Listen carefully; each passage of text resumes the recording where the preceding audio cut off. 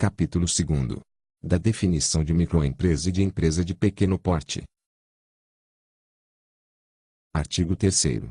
Para os efeitos desta lei complementar, consideram-se microempresas ou empresas de pequeno porte, a sociedade empresária, a sociedade simples, a empresa individual de responsabilidade limitada e o empresário a que se refere o artigo 966 da Lei nº 10.406, de 10 de janeiro de 2002, devidamente registrados no Registro de Empresas Mercantis ou no Registro Civil de Pessoas Jurídicas, conforme o caso, desde que: Inciso 1º. No caso da microempresa, Alfira, em cada ano calendário, receita bruta igual ou inferior a R$360 mil, é. Inciso 2º. No caso de empresa de pequeno porte, Alfira, em cada ano calendário, receita bruta superior a R$360 mil e igual ou inferior a R$4.800.000. Parágrafo 1º. Considera-se receita bruta, para fins do disposto no caput deste artigo, o produto da venda de bens e serviços nas operações de conta própria, o preço dos serviços prestados e o resultado nas operações em conta alheia, não incluídas as vendas canceladas e os descontos incondicionais concedidos. Parágrafo 2º. No caso de início de atividade no próprio ano calendário, o limite a que se refere o caput deste artigo será proporcional ao número de meses em que a microempresa ou a empresa de pequeno porte houver exercido atividade, inclusive as frações de meses. Parágrafo 3º. O enquadramento do empresário ou da sociedade simples ou empresária como microempresa ou empresa de pequeno porte, bem como seu desenquadramento, não implicarão alteração, denúncia ou qualquer restrição em relação a contratos por elas anteriormente firmados. Parágrafo 4º. Não poderá se beneficiar do tratamento jurídico diferenciado previsto nesta lei complementar, incluído o regime de que trata o artigo 12 desta lei complementar, para nenhum efeito legal, a pessoa jurídica. Inciso 1º. De cujo capital participe outra pessoa jurídica. Inciso 2º. Que seja filial, sucursal, agência ou representação, no país, de pessoa jurídica com sede no exterior. Inciso 3º. De cujo capital participe pessoa física que seja inscrita como empresária ou seja sócia de outra empresa que receba tratamento jurídico diferenciado nos termos desta lei complementar, desde que a receita bruta global ultrapasse o limite de que trata o inciso 2 do caput deste artigo. Inciso 4º. Cujo titular ou sócio participe com mais de 10% do capital de outra empresa não beneficiada por esta lei complementar, desde que a receita bruta global ultrapasse o limite de que trata o inciso 2 do caput deste artigo. Inciso 5º. Cujo sócio ou titular seja administrador ou equiparado de outra pessoa jurídica com fins lucrativos, desde que a receita bruta global ultrapasse o limite de que trata o inciso 2 do caput deste artigo. Inciso 6º. Constituída sob a forma de cooperativas, salvos de consumo. Inciso 7º. Que participe do capital de outra pessoa jurídica.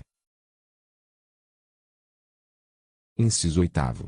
Que exerça atividade de banco comercial, de investimentos e de desenvolvimento, de caixa econômica, de sociedade de crédito, financiamento e investimento ou de crédito imobiliário, de corretora ou de distribuidora de títulos, valores mobiliários e câmbio, de empresa de arrendamento mercantil, de seguros privados e de capitalização ou de previdência complementar. Inciso 9º. Resultante ou remanescente de cisão ou qualquer outra forma de desmembramento de pessoa jurídica que tenha ocorrido em um dos 5 anos calendário anteriores. Inciso 10. Constituída sob a forma de sociedade por ações. Inciso 11. Cujos titulares ou sócios guardem, cumulativamente, com o contratante do serviço, relação de pessoalidade, subordinação e habitualidade. Parágrafo 5º. O disposto nos incisos 4 e 7 do parágrafo 4º deste artigo não se aplica à participação no capital de cooperativas de crédito, bem como em centrais de compras, bolsas de subcontratação, no consórcio referido no artigo 50 desta lei complementar e na sociedade de propósito específico prevista no artigo 56 desta lei complementar, e em associações assemelhadas, sociedades de interesse econômico, sociedades de garantia solidária e outros tipos de sociedade, que tenham como objetivo social a defesa exclusiva dos interesses econômicos das microempresas e empresas de pequeno porte. Parágrafo 6º. Na hipótese de a microempresa ou empresa de pequeno porte incorrer em alguma das situações previstas nos incisos do parágrafo 4º, será excluída do tratamento jurídico diferenciado previsto nesta lei complementar, bem como do regime de que trata o artigo 12, com efeitos a partir do mês seguinte ao que incorre da situação impeditiva. Parágrafo 7º. Observado o disposto no parágrafo 2º deste artigo, no caso de início de atividades, a microempresa que, no ano calendário, exceder o limite de receita bruta anual previsto no inciso I do caput deste artigo passa, no ano calendário seguinte, a condição de empresa de pequeno porte. Parágrafo 8º. Observado o disposto no parágrafo 2º deste artigo, no caso de início de atividades, a empresa de pequeno porte que, no ano calendário, não ultrapassar o limite de receita bruta anual previsto no inciso I do caput deste artigo passa, no ano calendário seguinte, a condição de microempresa. Parágrafo 9º. A empresa de pequeno porte que, no ano calendário, exceder o limite de receita bruta anual previsto no inciso 2 do caput deste artigo fica excluída, no mês subsequente à ocorrência do excesso, do tratamento jurídico diferenciado previsto nesta lei complementar, incluído o regime de que trata o artigo 12, para todos os efeitos legais, ressalvado o disposto nos parágrafos 9, 10 e 12. Parágrafo 9º. Os efeitos da exclusão prevista no parágrafo 9º dar-se-ão no ano calendário subsequente se o excesso verificado em relação à receita bruta não for superior a 20% do limite referido no inciso 2 do caput. Parágrafo 10º. A empresa de pequeno porte que no decurso do ano calendário de início de atividade ultrapassar o limite proporcional de receita bruta de que trata o parágrafo 2º estará excluída do tratamento jurídico diferenciado previsto nesta lei complementar, bem como do regime de que trata o artigo 12 desta lei complementar, com efeitos retroativos ao início de suas atividades. Parágrafo 1º.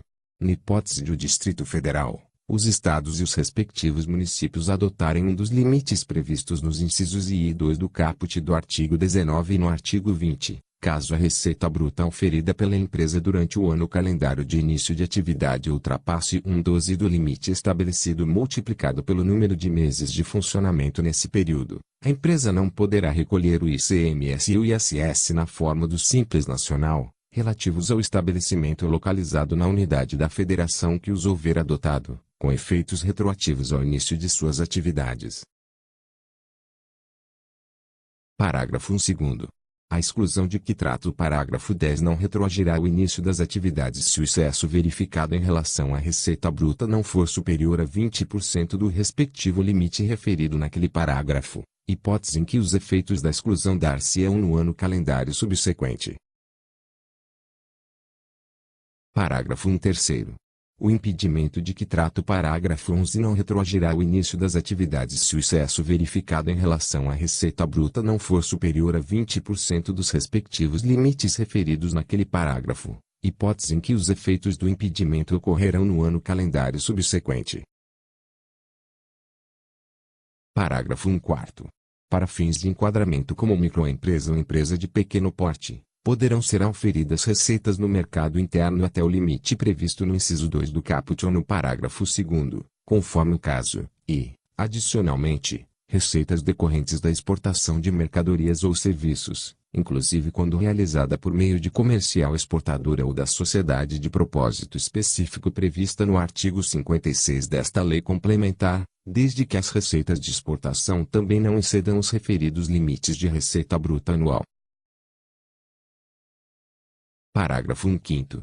Na hipótese do parágrafo 14, para fins de determinação da alíquota de que trata o parágrafo 1º do artigo 18, da base de cálculo prevista em seu parágrafo 3º e das majorações de alíquotas previstas em seus parágrafos 16, 16A, 17 e 17A, serão consideradas separadamente as receitas brutas auferidas no mercado interno e aquelas decorrentes da exportação. Parágrafo 6º. O disposto neste artigo será regulamentado por resolução do CGSN. Parágrafo 7º a 1/8º. Vetados. Artigo 3º-A.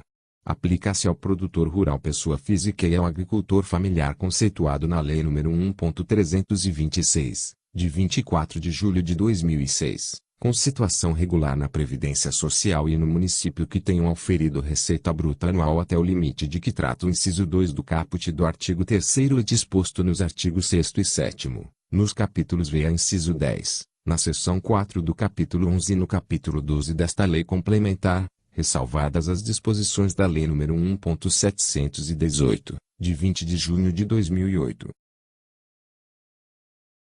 Parágrafo único.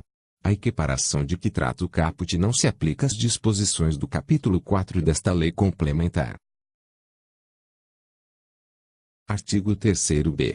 Os dispositivos desta lei complementar, com exceção dos dispostos no capítulo 4º, são aplicáveis a todas as microempresas e empresas de pequeno porte, assim definidas pelos incisos I e 2 do caput e parágrafo 4º do artigo 3º, ainda que não enquadradas no regime tributário do Simples Nacional, por vedação ou por opção.